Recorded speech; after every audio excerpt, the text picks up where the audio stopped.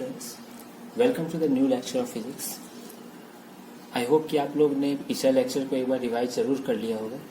आज हम लोग एक नया टॉपिक शुरू करने जा रहे हैं जो कि बहुत ही इंपॉर्टेंट है क्लास 10th के लिए। इससे हमेशा एक क्वेश्चन जरूर ही पूछे जाते हैं और वो टॉपिक है ओम्स लॉ। ठीक है, ओम्स लॉ टॉपिक है। अब ये ओम्स लॉ है क्या, इसका स्टेटमेंट क्या है, इसका क्या सिग्निफिकेंस है, वो मैं थोड़ी देर बाद आपको बताऊंगा। पहले मैं एक एक्सपेरिमेंट आप लोगों के सामने जिक्र करना चाह रहा हूँ। ठीक है, अब जैसे क्या है, आपने इलेक्ट्रिक सर्किट कैसे बनाना चाहिए वो सब तो आप लोगों ने सीख ही लिया होगा अब तक तो। ठीक है, तो मैं एक सर्किट बना रहा हूँ। मैं एक रेजिस्टेंस लिया था। रेजिस्टेंस आप समझ चुके हैं क्या होता है। कोई भी एक वायर ले लीजिए या कोई भी बल्ब ले लीजिए, कोई भी कंडक्टर ले लीजिए, कोई भी कुछ भी ले लीजिए, उसको रेजिस्टेंस हम लोग कहते हैं। ठीक है, ये रजिस्टर है। ये एक रेजिस्टेंस लिए, यहाँ पे हमने क्या बना दिया, एक एमीटर बना दिया। एमीटर का क्या काम होता है आप लोग जान चुके होंगे अब तक तो, करंट को नापना। ठीक है, करंट को नापता है ये एमीटर। फिर यहाँ पे हमने बैटरी बनाया, बहुत सारे सेल्स बनाए, बेसिकली ऐसे समझ लीजिए। ठीक है, ऐसे करके सेल्स बनाए, ये बहुत सारे सेल्स है ना, जितना हमको जरूरत है एक्सपेरिमेंट में, है ना। सबका मान लीजिए कोई वोल्ट, मान लीजिए कितना मान ले, 3 वोल्ट मान लेते हैं। 3 वोल्ट का सेल है ये। ठीक है, और रेजिस्टेंस के चारों तरफ एक हमने वोल्ट मीटर लगा दिया। ठीक है, वोल्ट मीटर। वोल्ट मीटर का क्या काम होता है, इस 2 पॉइंट के बीच का पोटेंशियल डिफरेंस नापना है, यानी इस रेजिस्टर के अक्रॉस कितना पोटेंशियल डिफरेंस आ रहा है उसको नापना वोल्ट मीटर का काम होता है। एमीटर क्या नापता है कि इसमें कितना करंट हो रहा है। ठीक है, फिर यहाँ पे इस सर्किट को मैंने ज्वाइन किया। कैसे ज्वाइन किया, जैसे कि स्टार्टिंग में मैं यहां से ज्वाइन किया था। ठीक है, तो इस 2 का काम आ रहा है क्या, नहीं आ रहा है ना। एक तरह से देखिए तो सर्किट कैसे कंप्लीट है। सर्किट का काम तभी होता है जब वो कंप्लीट होती है, क्लोज होती है। तो यहां से चलिए, यहां से चलिए, यहां से चलिए, यहां से चलिए, यहां से चलिए, यहां से चलिए, यहां आ गए, फिर यहां चलिए। इधर तो नहीं जा सकती, यहाँ जाके कुएं में कूद जाएगी, ऐसा कुछ है नहीं, ऐसा कोई कंसेप्ट नहीं होता है। तो ये सर्किट कंप्लीट है। फिर थोड़ी देर बाद हमने क्या किया, एक रीडिंग ले लिया। उसके बाद इसको उठा के यहाँ पे लेते हैं। जब इसको यहाँ पे ले आए तो क्या हो गया, 3 वोल्ट का भी काम हो गया और इस 3 वोल्ट का भी काम हो गया। आई होप आपको समझ में आ रहा होगा। ठीक है, अब देखिए मैं एक एक्सपेरिमेंट किया। क्या एक्सपेरिमेंट किया, मैंने यहां से एमीटर का करंट नापा और यहां से वोल्ट मीटर से पोटेंशियल डिफरेंस को नापा। मैं उसका एक चार्ट बना देता हूं।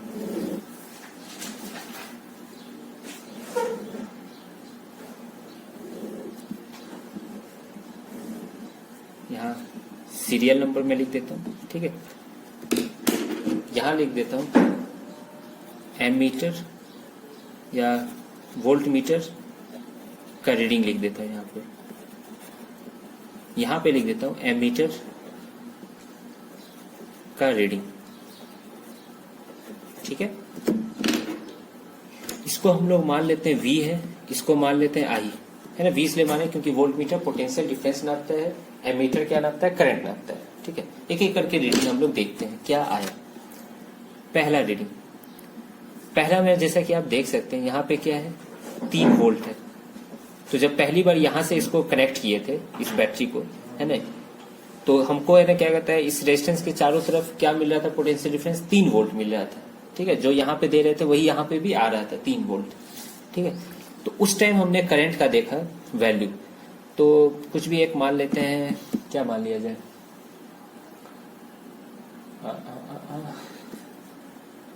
1 एम्पियर मान लो, चलिए। ठीक है, एमीटर का रीडिंग हमने देखा 1 एम्पियर आ रहा है। ठीक है, फिर उसके बाद हमने क्या किया, 3 को फिर 6 वोल्ट किया। ठीक है, तो हमने करंट देखा कि इस बार 1 एम्पियर नहीं आ रहा है, इस बार पोटेंशियल डिफरेंस जैसे ही बढ़ाए, यानी ज्यादा बैटरी लगाए, तो ऑब्वियस है कि करंट क्या हो गई होगी, बढ़ गई होगी करंट, है ना। तो करंट बढ़ा, अब कितना बढ़ा बताया आपको, 2 एम्पियर बढ़ गया, 2 एम्पियर हो गया वो। ठीक है, फिर हमने एक और रीडिंग लिया, इसको हमने कर दिया 9 वोल्ट कर दिया, क्योंकि आप एक और कनेक्ट कर चुके हैं आप, है ना, 9 वोल्ट किया। तो फिर हमने देखा कि ये करंट 3 एम्पियर की हो चुकी है। फिर हमने एक और रीडिंग लिया, बोला ये कुछ हो रहा है यहाँ पे, 9 वोल्ट लिया। फिर उसके बाद हमने एक और 3 वोल्ट का बैटरी यहाँ पे कनेक्ट किया, है ना, फिर से यहाँ से ज्वाइन कर दिया। तो 3 3 6 3 9 और 1 3 12 वोल्ट का पोटेंशियल डिफरेंस आ गया। ठीक है, 12 वोल्ट पे देखा हमने ये 4 एम्पियर करंट आ रहा है।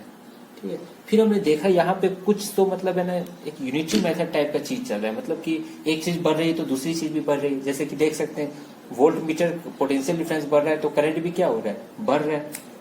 फिर एक और चीज हमने देखा, एक कंक्लूजन तो यहाँ से निकला। उसके बाद एक और चीज हमने देखा कि V बटा आई का वैल्यू अगर देखा जाए, V बटा आई का वैल्यू अगर देखा जाए तो यहाँ पाइएगा कि 3 बटा 1 क्या हो गया, 3 हो गया। यहाँ पाइएगा 6 बटा 2 कितना, 3 हो गया। यहाँ देखिएगा 9 बटा 3, 3 हो गया। यहाँ 12 बटा 4, यहाँ भी 3 हो गया। तो कुछ तो कांस्टेंट आया। V बाय आई का वैल्यू आप देख सकते हैं क्या हो रहा है, कांस्टेंट आ रहा है, 3 आ रहा है। यहाँ पे भी 3 आ रहा है, फिर से 3 आ रहा है, फिर से 3 आ रहा है। ठीक है, हाँ ये बात अलग था, जब मैं एक्सपेरिमेंट कर रहा था तो थोड़ा सा अलग अलग आ रहा था, मतलब 3 नहीं आ रहा था, 3.01 आ रहा था। यहाँ 3 नहीं होकर 2.9998 आ रहा था। तो लगभग तो कांस्टेंट मान ही सकते हैं ना उसको। अब एक्सपेरिमेंट करते हैं तो थोड़ा बहुत एरर आ ही जाता है, वहां पे बहुत सारे फैक्टर्स होते हैं। लेकिन मैं अप्रॉक्स में लिख दिया हूँ, यहाँ पे 3 आ रहा था। तो फिर दिमाग चल रहा किसका, ओम साहब का। उन्होंने फिर एक लॉ दिया, ओम्स लॉ। ठीक है, अब ये लॉ है ना, ऐसा मत समझिए कि ये लॉ यूनिवर्सल लॉ है, हर चीज पे अप्लाई होती है। ये यूनिवर्सल लॉ नहीं है ना। बहुत हद तक बहुत से कंडक्टर पे ये अप्लाई हो जाती है ना। उसका भी एक कुछ है ना पैरामीटर्स हैं कि यहीं तक अप्लाई होती है, उसके बाद वो लॉ है ना गलत होने लगती है। ठीक है, लेकिन चूंकि बहुत हद तक ये सही साबित हुई है तो इसलिए हम लोग इसको एक लॉ की तरह पढ़ते हैं। ठीक है, बाद में इसके लिमिटेशंस भी आ गए, लिमिटेशंस मतलब ड्रॉबैक आ गए। ठीक है, लेकिन ये अपने आप में बहुत ही बड़ा खोज था। ठीक है, ओम्स के साहब के द्वारा। अब मैं बताऊंगा आप लोगों को ओम्स लॉ है क्या। ये आपको समझ में आ गया होगा, V बटा आई कांस्टेंट आ गया। ठीक है, अब हम लोग ये भी पढ़ेंगे कि ये V बटा आई है क्या, है ना, व्हाट इज दिस V बटा आई। ठीक है, वो अब हम लोग यहाँ पे देखेंगे। तो सबसे पहले मैं ओम्स लॉ का स्टेटमेंट लिख देता हूँ आप लोगों के सामने। ठीक है, ओम्स लॉ का statement. At a particular physical conditions like temperature। ठीक है, एक पार्टिकुलर फिजिकल कंडीशन जैसे कि टेम्परेचर है ना, जब मतलब टेम्परेचर को जब हम लोग कांस्टेंट रखें, है ना, मतलब ऐसा नहीं कि एक रीडिंग ठंडा में लिए, एक रीडिंग गर्मी में लिए, एक रीडिंग बरसात के मौसम में ले रहे हैं, एक रीडिंग दिन में ले रहे हैं, एक रीडिंग रात में ले रहे हैं, ऐसा नहीं। एक पार्टिकुलर टेम्परेचर पे हम लोग जब सारा रीडिंग लिए, है ना, तो at a particular physical conditions like temperature हमने देखा, क्या देखा कि current flowing through a conductor, current flowing through a conductor is directly proportional। Directly proportional का मतलब समझ में आता है, एक चीज को बढ़ाओ तो दूसरा चीज भी बढ़ेगी, है ना। Directly proportional. इनवर्स प्रोपोर्शनल क्या होता है, उल्टा होता है, एक को बढ़ाओगे तो दूसरी वाली चीज घटेगी। ठीक है, तो हमने देखा current flowing through a conductor is directly proportional to किसके, वो हमने देखा पोटेंशियल डिफरेंस के, to potential difference applied across the ends of a conductor.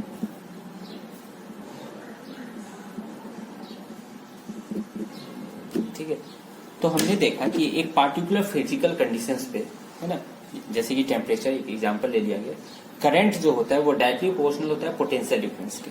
ठीक है, ये जो करंट होता है वो डायरेक्टली प्रोपोर्शनल होता है पोटेंशियल डिफरेंस के, किसके, कंडक्टर के अक्रॉस।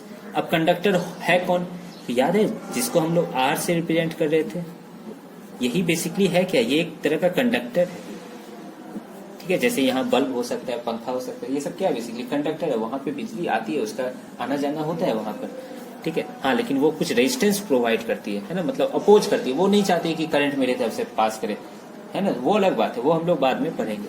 ठीक है, तो ये कंडक्टर के चारों तरफ जो एक बैटरी लगाया गया था, है ना, अभी हमने देखा इसको चेंज कर रहे थे, तो जैसे जैसे ये V चेंज कर रहे थे, अब V का जो वैल्यू होगा वही यहाँ पर आ जाता है ना, ये सिंपल सर्किट है। तो यहाँ का पोटेंशियल डिफरेंस अगर बैटरी का V है तो इस कंडक्टर के भी अलॉन्ग पोटेंशियल डिफरेंस क्या हो जाएगा, V ही होगा। ठीक है, ये V क्या है, इसका पोटेंशियल डिफरेंस, पोटेंशियल डिफरेंस याद है, पोटेंशियल डिफरेंस हम लोग पढ़ चुके हैं। एक पॉइंट का पोटेंशियल माइनस दूसरे पॉइंट का potential, potential difference across conductor. ठीक है, अब बैटरी है, जब इसको स्विच ऑन करे तो यहाँ पे क्या हुआ, करंट फ्लो किया। ठीक है, ये आई क्या है, करंट, और ये करंट ऑब्वियसली कहां से जा रहा है, कंडक्टर से जा रहा है। तो ओम्स साहब ने क्या देखा कि एक पार्टिकुलर फिजिकल कंडीशन पे ये जो करंट होता है वो डायरेक्टली प्रोपोर्शनल टू पोटेंशियल होता है। इसका मतलब पोटेंशियल बढ़ाओगे तो करंट बढ़ेगा। अब पोटेंशियल कैसे बढ़ाओगे, बैटरी का पोटेंशियल बढ़ा के, है ना। अब बैटरी बहुत तरह की आती है, आप लोग जानते होंगे, 4 वोल्ट की बैटरी, 5 वोल्ट की बैटरी, सेल भी आपने देखा होगा, 2 वोल्ट का सेल, 1 वोल्ट का सेल। ठीक है, तो ये सब होता है इसमें। अब मैं इसको न्यूमेरिकल फॉर्म में लिख देता हूँ। मैथमेटिकली अगर देखा जाए तो ऐसे लिखा जा सकता है इसको, मैथमेटिकली। ये जो मैं ऊपर स्टेटमेंट लिखा उसको ऐसे लिख सकते हैं हम लोग, I is directly proportional to क्या, वी, मतलब current is directly proportional to potential difference. क्या इसको ऐसे भी लिख सकते हैं क्या, V directly proportional to I, है ना, वही आगे पीछे लिखा हूं बस। ठीक है, अब जब भी प्रोपोर्शनलिटी कांस्टेंट जब हटता है तो आप जानते हैं कि साथ में एक कुछ आता है, कांस्टेंट आता है, यहाँ पे उसको आर कहा जाता है। ठीक है, ये आर बेसिकली है क्या, आर एक तरह का प्रोपोर्शनलिटी कांस्टेंट है, प्रोपोर्शनलिटी कांस्टेंट है। ठीक है, इस केस में इस आर को कहा क्या जाता है, रेजिस्टेंस कहा जाता है। ठीक है, अब देखिए रेजिस्टेंस शब्द का जिक्र हो गया, हम लोग आने वाले टॉपिक में इस रेजिस्टेंस के बारे में बहुत अच्छे से चर्चा करेंगे कि रेजिस्टेंस क्या होता है, ये किन किन चीजों पे डिपेंड करती है। ठीक है, मैं तो स्टार्टिंग में ही आप लोगों को लिख दिया था सीक्वेंस की कैसे कैसे हम लोग पढ़ेंगे। ठीक है, तो इस पे अब ये थोड़ा सा धीरज रखिएगा आप लोग। तो V is equal to R I, या इसको हम लोग आर आई, है ना, आदत हो गई है, मेरी आदत हो गई आई आर पढ़ने की, तो मैं भी वही यहाँ पे लिख देता हूँ, V is equal to I R. ठीक है, V is equal to I R, यही क्या है बेसिकली, ये ओम्स लॉ का मैथमेटिकल स्टेटमेंट है, यही ओम्स लॉ है। और उसका अगर आपको डिफिनीशन लिखने के लिए कहा जाए तो यहाँ पे मैं बखूबी अच्छे तरीके से डिफिनीशन लिख चुका हूँ। ठीक है, V is equal to I R. अब एक चीज हम लोग और करते हैं, वापस हम लोग आते हैं पहले वाले पे। ठीक है, या एक काम करते हैं, यहाँ पे पहले ऐसा यूनिट सब जिक्र कर लेते हैं यहाँ पे। ठीक है, ऐसा यूनिट ऑफ आर, क्योंकि नया चीज क्या आया है यहाँ पे, आर आया है। ठीक है, फॉर आर, आर बेसिकली क्या है, रेजिस्टेंस। इसका ऐसा यूनिट क्या होगा ना, ये जिक्र कर लेते हैं। तो अभी देख सकते हैं आर इज इक्वल टू क्या है, वी बटा आई है, यहां से देख लीजिए R is equal to V बटा आई। तो ऐसा यूनिट ऑफ आर क्या होगा, वी का क्या होता है, वोल्ट होता है, और आई का क्या होता है, एम्पियर होते हैं। ठीक है, तो वोल्ट पर एम्पियर हो गया। लेकिन फिर से वही बात, जब भी कुछ नए टर्म्स आते हैं, नई क्वांटिटीज आती हैं, तो उसका एक साइंटिस्ट के नाम पे दे दिया जाता है यूनिट। तो ऐसा यूनिट जो होता है रेजिस्टेंस का, उसको कहा गया है ओम। ठीक है, ओम, OHM। गजब बात है ना, जो साइंटिस्ट है एकदम हूबहू वही नाम, ओम्स लॉ, ओम, इसका ऐसा यूनिट हो गया। ठीक है, और इसको डिनोट कैसे किया जाता है, ओम को, अब ये नहीं कि ओम का साइन बना दिया, वो भगवान हिंदू वाला जो ओम है वो नहीं बनाना है यहाँ पे, हिंदू धर्म वाला। ठीक है, ओम का साइन यहाँ पे कुछ ऐसे। ठीक है, लेकिन पढ़ते हैं इसको ओम, ओम नहीं, एच साइलेंट है यहाँ पे, है ना, इसको ओमेगा बेसिकली कहा जाता है। ओम ऐसे करके साइन होता है, समझ में आ रहा है, ऐसे करके मारे, गोल ऐसे किए, ऐसे किए। कोई दिक्कत यहाँ पर, आई होप आपको दिक्कत नहीं आया हो। ठीक है, अब एक चीज देखिए, हम लोग की फिर से आदत है, जब भी कोई है ना नया टर्म आता है उसको डिफाइन करने लगते हैं। याद है 1 वोल्ट को डिफाइन कर दिए थे एक बार 1 एम्पियर को डिफाइन कर दिए। अब समझ में आ रहा होगा कि अभी हम लोग का टारगेट किसको डिफाइन करना है, 1 ओम को डिफाइन करना है, अभी हम लोग का टारगेट है। लेकिन अभी थोड़ा सा उसको रोकते हैं, है ना, स्टिल रखते हैं उसको, हम लोग आगे देखते हैं कुछ और चीज। हाँ, यहाँ याद है हम लोगों ने एक रीडिंग लिया था। ठीक है, इस रीडिंग पे थोड़ा सा एक काम करते हैं हम लोग क्या करते हैं, एक ग्राफ प्लॉट करते हैं। ग्राफ आपको प्लॉट करना आता होगा, 9th क्लास में आपने सीखा भी होगा, distance time graph, velocity time graph plot करना। ठीक है, तो मैं एक ग्राफ प्लॉट करना चाह रहा हूँ। इधर एक्स एक्सिस है, इधर एक्स एक्सिस है, इधर वाई एक्सिस। यहाँ पे हम लोग करंट रख लेते हैं, जिसको हम लोग आई से डिनोट करते हैं, और यहाँ पे पोटेंशियल डिफरेंस रख देते हैं, PD में शॉर्ट फॉर्म में लिख देता हूँ, पोटेंशियल डिफरेंस, है ना, across the ends of conductor. अब देखिए, जब करंट जीरो, जब पोटेंशियल डिफरेंस जीरो होगा तो करंट भी क्या होगा, जीरो होगा। लॉजिकल है, मतलब सर्किट खुली हुई है तो कोई करंट नहीं है वहां पे। ठीक है, अब हमने देखा, है ना, मैं स्केल बना देता हूँ यहाँ पर।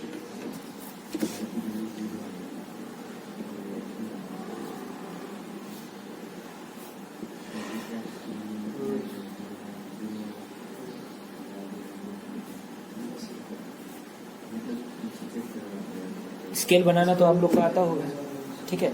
जैसे कि एक्स एक्सिस पे क्या है, 1 centimetre is equal to 1 ampere, है ना, करंट एम्पियर में होता है, ठीक है, और पोटेंशियल डिफरेंस वोल्ट में होता है, ठीक है। और इधर हमने क्या लिया, 1 centimetre is equal to 3 volt लिया, ठीक है। मैं यहाँ पे लिख देता हूँ ऑन एक्स एक्सिस और ऑन वाई एक्सिस हमने क्या क्या किया है ना, वो यहाँ पे मैं लिख देता हूँ। एक्स एक्सिस पे हमने क्या किया, 1 unit is equal to 1 ampere, ठीक है। और वाई एक्सिस पे क्या किया, 1 unit is equal to 3 volt, ठीक है। ऐसे करके स्केल बनाया। ये सब ग्राफ आप लोग को मालूम होगा। पहला पॉइंट क्या है, 3 वोल्ट पे 1 एम्पियर रेडी, तो 3 वोल्ट 1 एम्पियर कहाँ पे वो पॉइंट आ जाएगा, यहाँ पे आ जाएगा वो पॉइंट, ठीक है। सेकंड क्या है, 6 वोल्ट पे 2 एम्पियर, तो कहाँ पे आ गया, यहाँ पे आ गया, ठीक है। तीसरा कहाँ है, 9 पे फिर 3 पे, यहाँ आ गया। फिर चौथा कहाँ है, 12 पे और 4 पे, ठीक है।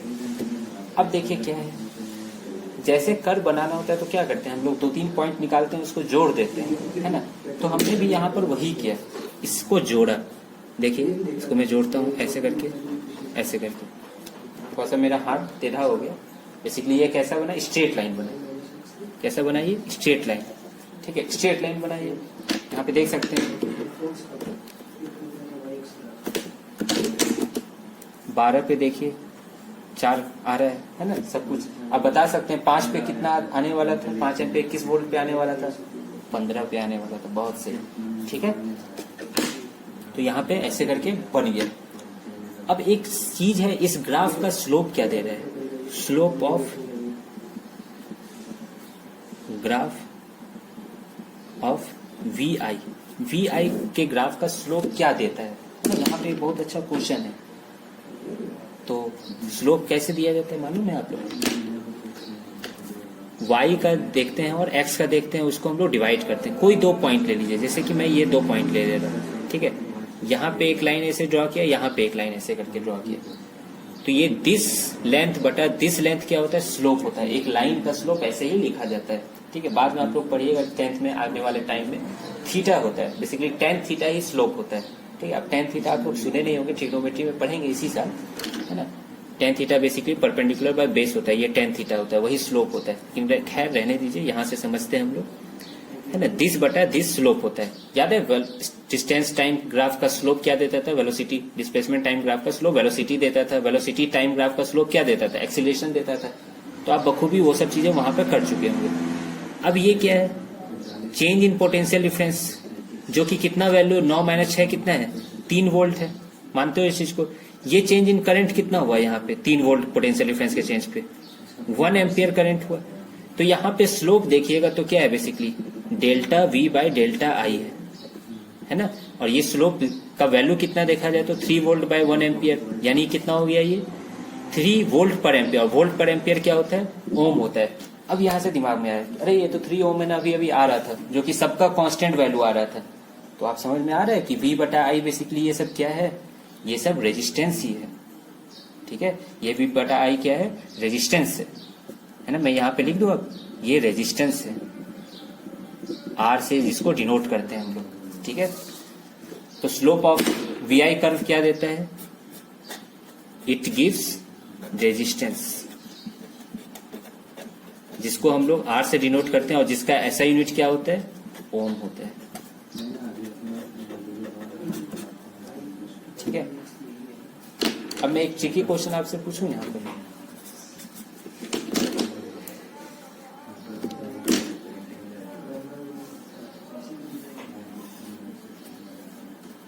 ये I है, ये V है, ठीक है। ये स्ट्रेट लाइन है ना, मतलब बेसिकली पॉइंट पुट करके बनाया गया होगा। क्या इसका बता सकते हैं, स्लोप विल गिव व्हाट, इसका स्लोप क्या देगा, सोचिए जरा, ट्रिकी है, मैं बताऊं। देखिए V बटा I का ग्राफ का स्लोप क्या दिया था, जब हम लोग बनाए थे V और I का ग्राफ का स्लोप, तो क्या दिया था, रेजिस्टेंस दिया था इसका स्लोप। अब हम लोग चेंज कर दिए, I बटा V कर दिए, तो यहाँ पे उसी तरह से क्या आएगा, delta I by delta V होगा। जब याद है ऐसे करके हम लोग जब करेंगे तो delta I by delta V, तो delta I by delta we basically है क्या, ये है 1/r, ठीक है। तो इसका स्लोप 1/r देता है ना। तो कभी कंफ्यूज मत होइएगा, यहाँ से तो आप डायरेक्ट निकाल दिए 3 ओम, यहाँ पे थोड़ा सा उल्टा देगा, इस ग्राफ से देखिएगा ना तो 1/3 आएगा इसका आंसर स्लोप, है ना। लेकिन रेजिस्टेंस का वैल्यू क्या होगा, वो तो अभी भी 3 ओम ही होने वाला है। कोई दिक्कत, ठीक है। तो बाबू आई होप कि आप लोगों को ओम्स लॉ आज के लेक्चर में समझ में आ गया होगा बहुत अच्छे तरीके से। कुछ नहीं, इसमें क्या याद रखना है, V is equal to I R होता है, V यहाँ पे पोटेंशियल डिफरेंस होता है, I करंट होता है और R रेजिस्टेंस होता है, ठीक है। मैंने ओम्स लॉ का स्टेटमेंट आप लोगों को लिखवाया, उसका ग्राफिकल रिप्रेजेंटेशन यहाँ पे मैं बता चुका हूँ, ठीक है। उसका स्लोप क्या देगा, V वर्सेज I का स्लोप क्या देगा, I वर्सेज V रहेगा तो उसका स्लोप क्या देगा, है ना। तो ये सब मैं बता चुका हूँ। नेक्स्ट लेक्चर में, ठीक है, क्वेश्चन हम लोग बाद में करेंगे, ठीक है। जब अच्छे खासे टॉपिक खत्म हो जाएंगे तब हम लोग क्वेश्चन इस पे करेंगे, मिसलेनियस क्वेश्चंस, है ना, फिर आपको अच्छा लगेगा। वैसे ये सब क्या है, ये सब बेसिकली क्वेश्चन ही है। मैं इसको आपको थ्योरेटिकल फॉर्म में बता रहा हूँ, लेकिन ये सब है क्या, क्वेश्चन ही है। ये ग्राफ दे देगा, पूछेगा रेजिस्टेंस इसका क्या है, तो देखिए 3 ओम आया, कैसे आया आप समझ में आ रहा होगा आप लोगों को, ठीक है। तो क्वेश्चन नेक्स्ट लेक्चर में हम लोग करेंगे इसमें। इनफैक्ट अब बचा क्या, इसमें रेजिस्टेंस बच गया, है ना। मैं रेजिस्टेंस के बारे में समझा तो दिया हूँ, ओम होता है इसका ऐसा यूनिट, लेकिन इसका डिफिनीशन मैं अभी तक नहीं बताया हूँ। इस 1 ओम का डिफिनीशन अभी तक नहीं बताया हूँ, तो वो हम लोग क्या करेंगे नेक्स्ट लेक्चर में करेंगे। 1 ओम का डिफिनीशन क्या होगा, रेजिस्टेंस का डिफिनीशन क्या होगा, रेजिस्टेंस किन चीजों पर डिपेंड करती है, ठीक है। तो फिर मिलते हैं नेक्स्ट लेक्चर में। Thank you.